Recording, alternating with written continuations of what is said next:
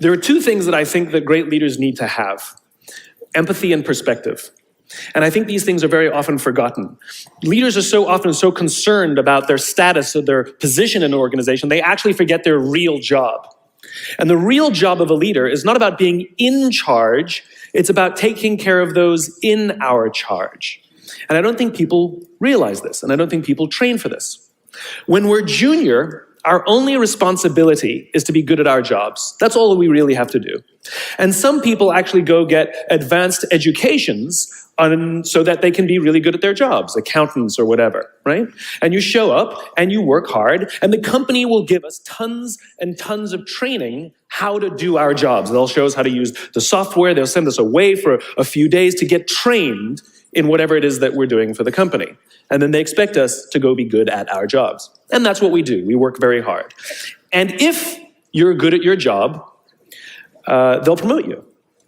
And at some point, you'll get promoted to a position where we're now responsible for the people who do the job we used to do, but nobody shows us how to do that.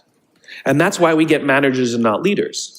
Because the reason our managers are micromanaging us is because they actually do know how to do the job better than us. That's what got them promoted.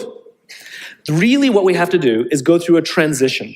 Some people make it quickly, some people make it slowly, and unfortunately some people will never make that transition at all. Which is we have to go through this transition of being responsible for the job and then turning into somebody who's now responsible for the people who are responsible for the job.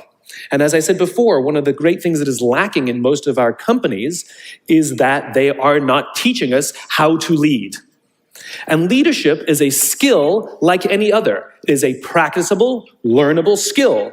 And it is something that you work on. It's like a muscle. If you practice it all the days, you will get good at it and you will become a strong leader. If you stop practicing, you will become a weak leader. Like parenting, everyone has the capacity to be a parent. Doesn't mean everybody wants to be a parent, and doesn't mean everybody should be a parent. Leadership is the same. We all have the capacity to be a leader. Doesn't mean everybody should be a leader, and it doesn't mean everybody wants to be a leader. And the reason is because it comes at great personal sacrifice. Remember, you're not in charge, you're responsible for those in your charge. That means things like when everything goes right, you have to give away all the credit. And when everything goes wrong, you have to take all the responsibility. That sucks, right? It's things like staying late to show somebody what to do. It's things like when something does actually break, when something goes wrong, instead of yelling and screaming and taking over, you say, try again. When the overwhelming pressures are not on them, the overwhelming pressures are on us.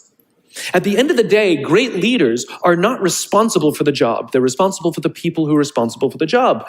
They're not even responsible for the results. I love talking to CEOs and say, what's your priority? And they put their hands on their hips all proudly and say, my priority is my customer. I'm like, really? You haven't talked to a customer in 15 years. There's no CEO on the planet responsible for the customer. They're just not. They're responsible for the people who are responsible for the people who are responsible for the customer.